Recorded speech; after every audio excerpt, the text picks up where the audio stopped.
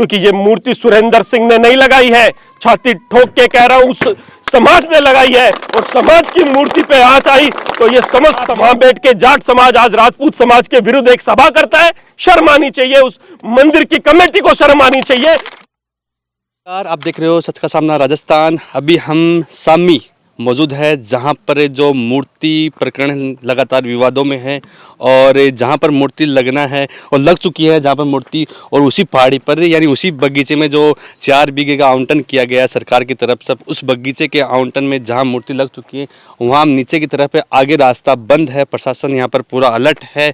आज अभी सामी ग्राम पहुंचे हैं और इस सामी ग्राम इसलिए पहुंचे हैं, आज तेजस सेना के द्वारा सांगलिया के अंदर अभी कुछ देर पहले प्रेस कॉन्फ्रेंस की गई थी और प्रेस कॉन्फ्रेंस में कहा गया था कि जो रणवा परिवार है जिन्होंने हमें अनुमति दी है, सामी सरपंच के द्वारा कहा गया था, उसी को लेकर आज प्रेस कॉन्फ्रेंस की गई है और उन्होंने अपना जवाब दिया है कि हमने कोई इन्हें जगह नहीं बताई है, जगह इनको हमने कोई दिशा नहीं दी, जगह की यहाँ लगाइए, यहाँ लगाइए, सरकार के सिस्टम से आप लगा सकते हो। ऐसा जो रणवा है, BL रणवा और हरिराम रणवा ने कहा है कि हमने कोई जगह नहीं दी है। और जो सुरेंद्र जी सरपंच है सामी के, उनके ऊपर तथ्य छुपाने और तथ्य को बदलने का भी आरोप लगातार लगाया गया है कि जो अभी एक जो वोटर लिस्ट है, जो SIR का काम चल रहा है, उसमें एक जो एड्रेस है उसको चेंज किया गया है सरपंच के द्वारा, ऐसा भी आरोप लगाया गया है। और अभी हम सामी जो मूर्ति प्रकरण है उसी पहाड़ी के ऊपर है, बीच रास्ते में, आगे रास्ता बंद है, प्रशासन यहाँ मुस्तैद है, आगे जाने नहीं दिया जा रहा है। यहाँ पर देख सकते हो भारी संख्या में पुलिस जाब्ता मौजूद है और ये मूर्ति आप देख सकते हो, मूर्ति को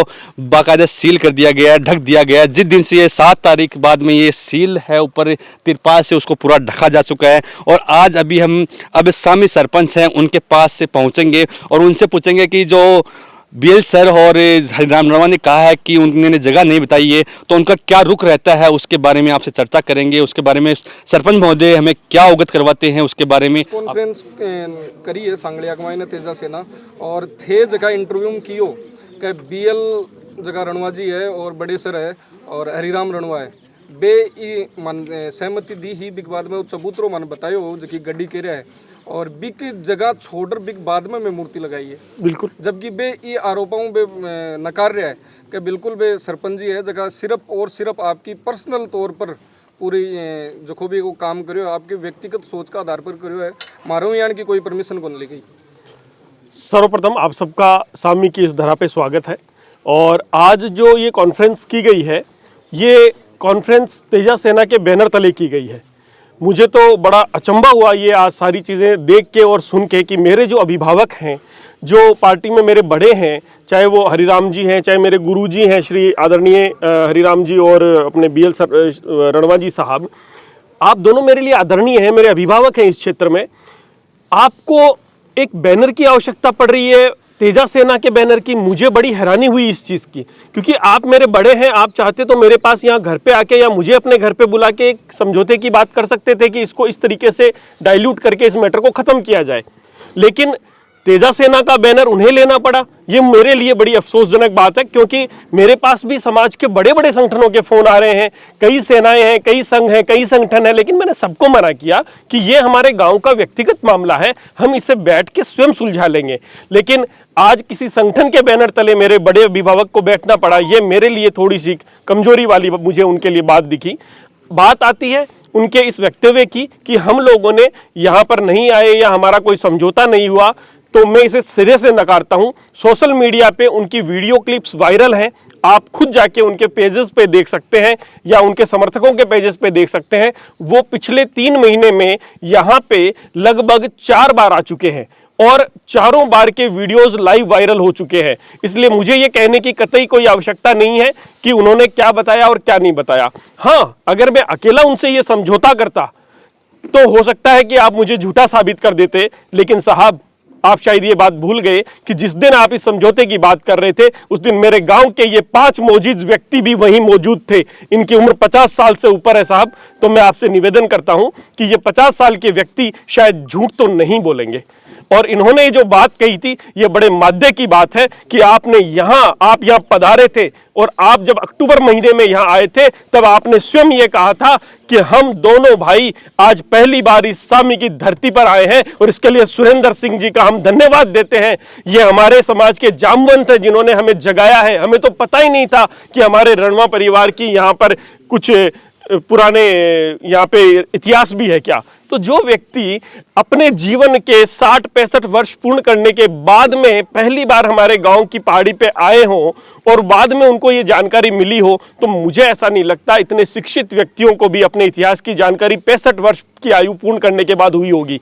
और आज मैं उनसे ये सवाल पूछता हूं कि उनके परिवार से कितने लोग यहाँ जात जड़ूले चढ़ाने के लिए इस सामी गांव की पहाड़ी पे आए हैं।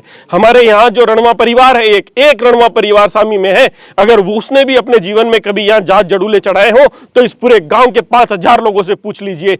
ऐसी कहानियां, ये बातें, मैं सम्मान करता हूं इतिहास का, मैं खुद हर इतिहास की बात को एक एक करके आपके सामने रख सकता हूं और मैंने ही उन्हें सारी बातों की बताई थी, इसके लिए मैं खुद वापस आपको कह रहा हूं, बिल्कुल मैंने उन्हें जानकारी दी थी, क्योंकि मुझे जो अपने लोगों से जानकारी मिली, मुझे जो किताबों से जानकारी मिली, मैंने उन्हें साझा की, क्योंकि मैं अपने गांव के टूरिज्म को बढ़ाना चाहता हूं। इसलिए मैंने उन्हें बताया कि आप जी यहाँ से, इस गांव से कि बहुत प्रकार के समाजों का, बहुत प्रकार की गोत्रों का यहाँ से निकास हुआ है, इसमें कोई बुराई नहीं है।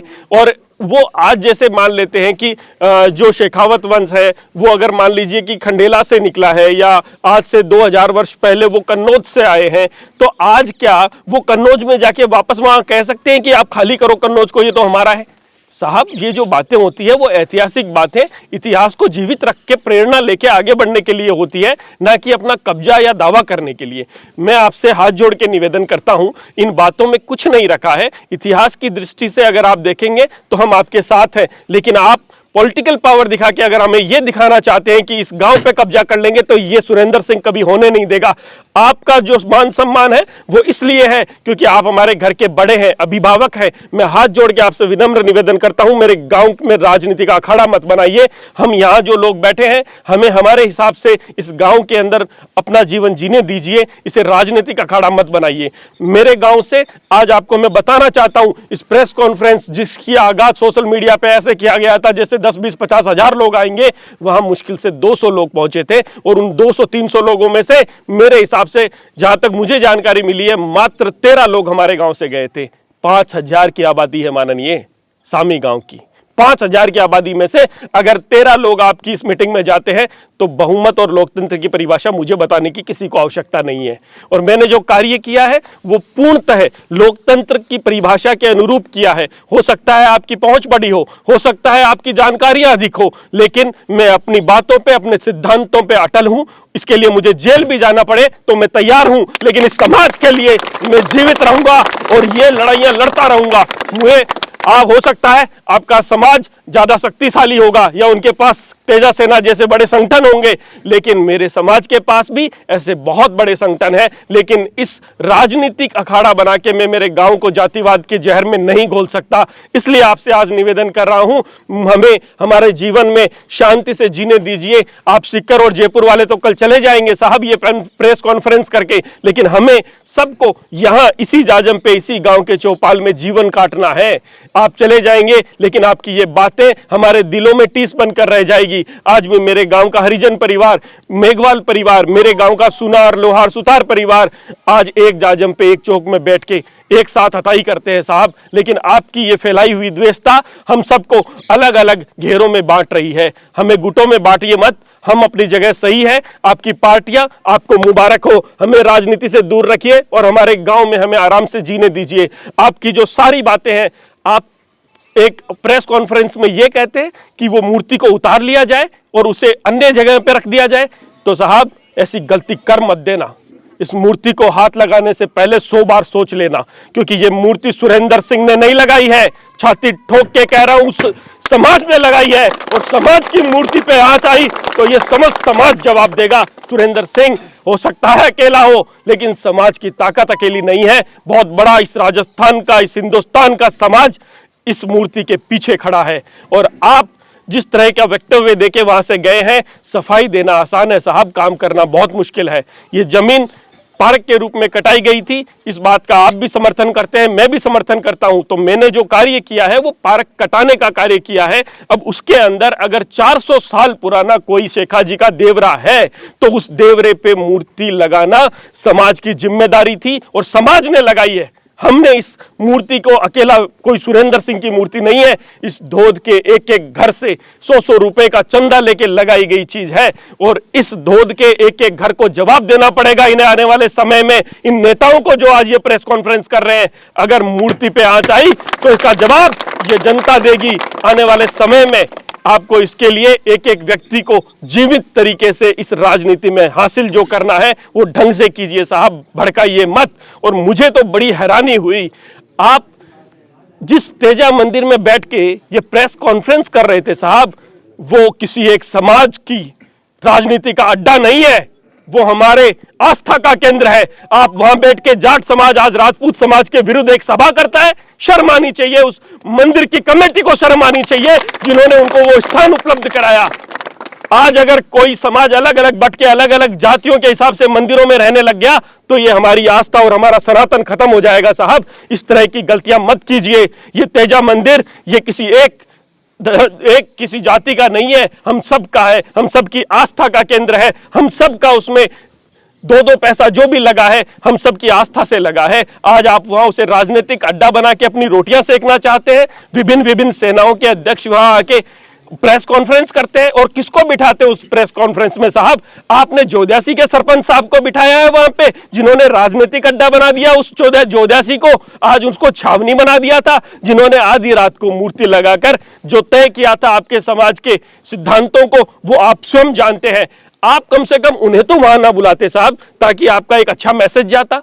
मैंने तो यह किसी को बाहर से नहीं बुलाया, हम 5 व्यक्ति वही बैठे हैं जिनके सामने आपने बंद कमरे के अंदर मीटिंग की थी। और खुले दिल से कहता हूं आपका फिर से स्वागत है। हमारी अगर कोई गलती रही है तो हम आपके सामने तैयार खड़े हैं। आप अपनी गलती सुधार कर हमारे पास आइए, वापस वही 5-5 व्यक्ति बैठेंगे, बात करेंगे। आपका अपना घर है सामी, आप जब चाहे यहाँ पधारिए और बात कीजिए ऐसी जिससे कोई अच्छा निर्णय निकले।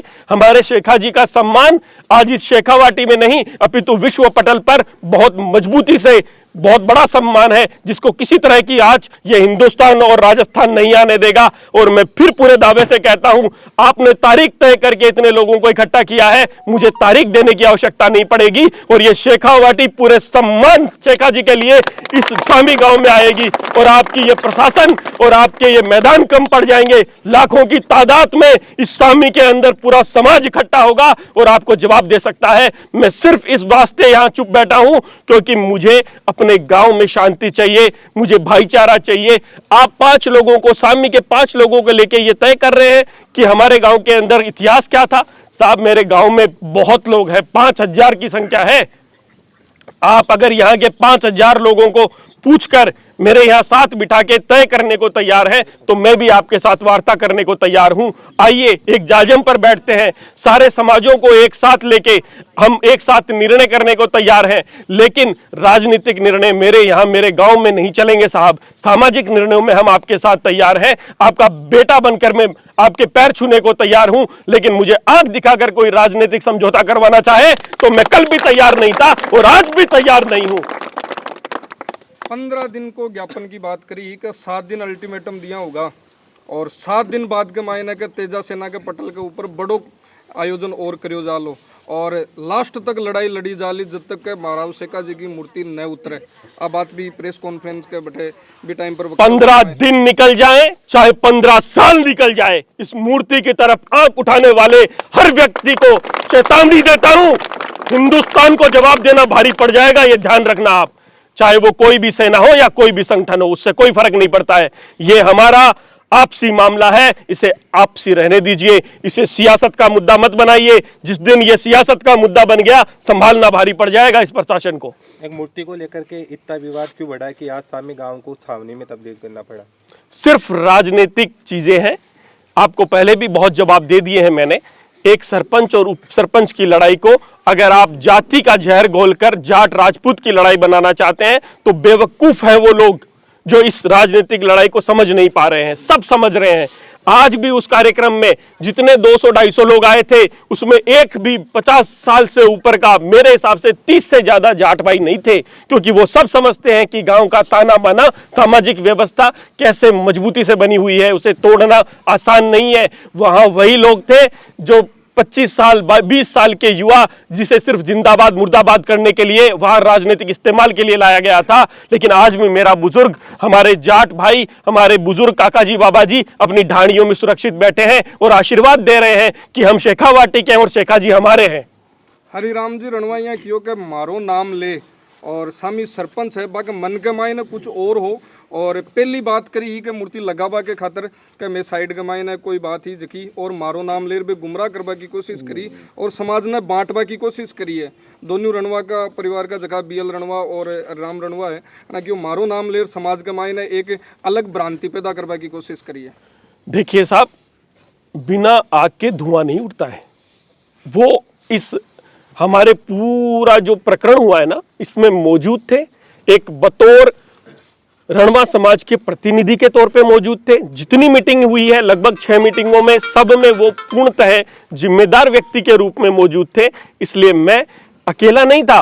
मैं अकेला होता तो आपको फिर कह रहा हूं ये मुझे झूठा साबित कर देते। लेकिन मेरे आदरणीय प्रभु सिंह जी बाबोसा, मेरे आदरणीय हमारे भीप सिंह जी, हुकम सिंह जी, सरवण सिंह जी मार साहब, हम सब वहां उस घर में मौजूद थे जहां पे ये सारी मीटिंग्स हुई थी।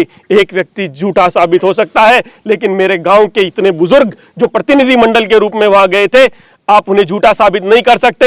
ये राजपूत समाज को झूठा साबित नहीं कर सकते, सर्व समाज को झूठा साबित नहीं कर सकते। शेखा जी हमारी आस्था का केंद्र है। हो सकता है आपका इतिहास कुछ कहता हो सकता है सामी गांव से भी आपका लगाव रहा हो या पुराना कोई नाता रहा हो, हम उसका सम्मान करते हैं साहब। लेकिन हम तो आज इस गांव के वासिंदे हैं, हम यहाँ रह रहे हैं। आप हमें हटा के अपने इतिहास की बदौलत अगर यहाँ कब्जा करना चाहते हैं तो ये होना या मुमकिन तो नहीं है साहब। जब तक हम जीवित हैं तब तक तो मुमकिन नहीं है। क्या लगता है सामी ग्राम में ऐसे ही छावनी बना रहेगा? कब तक ये विवाद सुलझाएगा? हम सुलझाने को तैयार हैं। मैं हाथ जोड़ के विनती कर रहा हूं कि आप आइए, एक जाजम पर बैठिए। आप मेरे अभिभावक हैं, आप आकर यहाँ विराजे, हम आपका सम्मान करेंगे और आप जो कहना चाहते हैं वो हम उसे पूरा सुनेंगे। लेकिन अगर वो मेरे समाज के खिलाफ होगा या मेरे गांव के खिलाफ होगा या मेरे गांव के भाईचारे के खिलाफ होगा तो बर्दाश्त नहीं किया जाएगा। मैं सिर्फ वो बात आपकी समझ सकता हूँ, सुन सकता हूँ जो मतलब ढंग से बात की जाए, जिसमें कोई ना कोई निर्णय तो निकले साहब। आप सामी आने में कतरा रहे हैं, आप सांगलिया में जाके मीटिंग्स करते हैं। क्यों भाई, सांगलिया का सामी से क्या लेना देना है? सांगलिया के तेजा मंदिर का सामी से क्या लेना देना है? ये प्रकरण सामी का है साहब। तो आइए, आपका स्वागत है। हम सामी के लोग हमेशा से, आप तब तो सांगलिया नहीं गए थे जब चुनाव में वोट लेने आते हैं, तब तो आप हमसे ही माला डलवाते हैं साहब। तो अब आज क्यों आपको सांगलिया में जाके मीटिंग करनी पड़ रही है, वो भी तेजा सेना के बैनर के तले? सेनाएं तो हर संगठन, हर समाज में बने हुए हैं। तो हमने तो नहीं बुलाया अपने समाज के विभिन्न संगठनों को, क्योंकि हम शांति चाहते हैं। ये वार्ता जो हो रही है वो वार्ता एक निर्णय तक पहुंचे, इसके लिए हम आपके सामने हाजिर हैं। आपके सामने जो हम हाथ जोड़ने की बात कह रहे हैं, इसमें गंभीरता है। आप भी गंभीर निर्णय लेके एक जाजम पर बैठ के इसको सुलझाने का प्रयास करें।